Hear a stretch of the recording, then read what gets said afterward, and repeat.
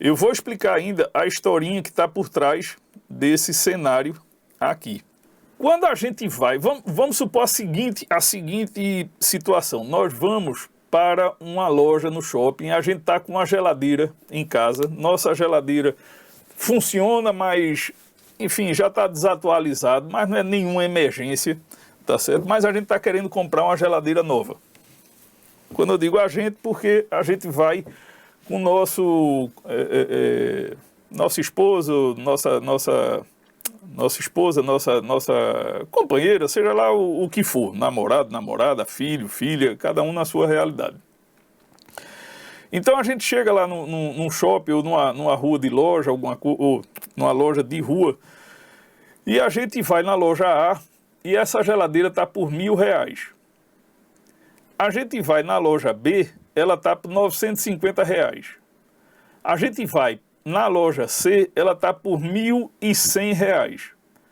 E a gente vai na loja D, na quarta loja, e ela está por R$2.000. E nós voltamos para casa, para definir o que é que a gente vai comprar.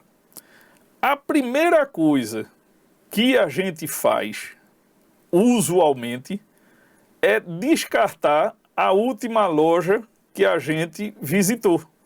Concordam? Não é verdade? Por que que a gente faz isso? Porque essa loja está fora do mercado. Ela simplesmente está praticando um preço que é completamente fora do mercado. Essa é a base do raciocínio. Foi aí que eu comecei a entender como é que os preços funcionavam, tá certo? E a partir daí eu comecei a desenvolver o entendimento de como os preços iam se comportando, tá? A gente não tem loja no mercado financeiro. Então, como é que você sabe se um ativo está caro ou está barato? A gente trabalha com ativos financeiros. São números. E como é que eu sei que um ativo está caro ou está barato? Já que eu não tenho um bem físico para comparar, tá certo? As médias, elas funcionam como essas lojas, tá certo? Então, cada uma das médias é como se a média 5 representasse a média dos preços das 5 lojas. A média 8, a média dos preços de 8 lojas, e por aí vai, tá certo? Agora, lembre que eu disse a você que a geladeira da gente não estava quebrada, não era uma emergência. Ou seja, eu tenho o dinheiro na mão para comprar, mas eu não estou numa emergência para comprar. Aí eu lhe pergunto, você quer comprar essa geladeira, se a média de preço tiver de 5 lojas, ou se o preço médio dela tiver das 20 lojas, ou das 100 lojas, ou 200 lojas, seja lá o que for. Quem tem muito dinheiro e não está precisando desse ativo, ele só vai adquirir, ou ele vai se livrar daquele ativo, vender aquele ativo, em determinadas situações. Por exemplo, se eu vou comprar quando tiver uma média maior. Uma média, por exemplo, uma média de 200, uma média de 377, que representa um período maior. Ou seja, eu sei que meus concorrentes estão comprando naquele valor os 200 últimos períodos, seja lá qual time frame que eu esteja trabalhando, representa a média de aquisição daquele bem. Então eu olho e digo, não, gostei. Se está nesse nível de preço, me interessa comprar. Ao mesmo tempo, se eu tenho o ativo e na hora de eu vender, eu vou dizer, rapaz, eu não quero vender tão barato assim não. Imagine que o preço está caindo, afastou-se de tudo quanto é média, está lá embaixo, o cara chega e diz, olha, bicho, eu estou querendo vender, mas eu não preciso vender mais barato do que todo mundo. Então eu vou parar de vender. Eu não preciso me desesperar para vender meu ativo. Então eu vou esperar que vocês comprem mais caro um pouco, Dessa forma, eu vou sentar em cima do meu ativo e não vou vender. E aí acontece o movimento que dos compradores vindo e aceitam pagar um pouco mais caro até que o preço volte a uma média maior, né? Uma média de, volto a dizer de novo, uma média de 72, uma média de 100, uma média de 200 ou a 377, a 611. E quando chega aí o vendedor diz, bem, eu quero vender e agora, como já está na média maior, ou seja, eu estou praticando o nível de preço que a maioria está praticando também, eu aceito vender esse meu ativo, tá certo? É isso que está por trás desse cenário que a gente está construindo. Essas historinhas é de fato a base do pensamento que está por trás desse setup, tá certo? Vocês vão entender isso bem direitinho. Você está querendo dizer a seguinte forma, que quanto maior a média, mais vai se aproximar próximo do preço real. Quanto menor a média, está mais fora da realidade. Exatamente. É por isso que o setup se chama distorção do preço. Mas antes de a gente ficar fazendo conjecturas, vamos observar o funcionamento direto no gráfico aqui, que você vai ver. Hoje foi um dia bem interessante e isso vai ficar bem claro, tá certo? Então vamos lá. A primeira coisa que eu vou buscar aqui, no gráfico de hoje mesmo, é o cenário, tá certo? Qual é o cenário que eu procuro? Eu procuro, deixa eu trazer ele mais para cá, esse é o dia de hoje, tá certo? Eu procuro um cenário chamado, eu costumo chamar ele de pavão.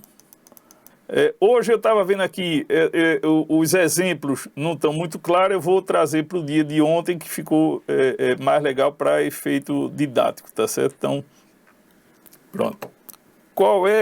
O que é que eu procuro num cenário? O que é que eu procuro no cenário? Eu procuro essa situação aqui. Presta atenção. Tá, então vamos lá. Qual é o cenário que eu procuro?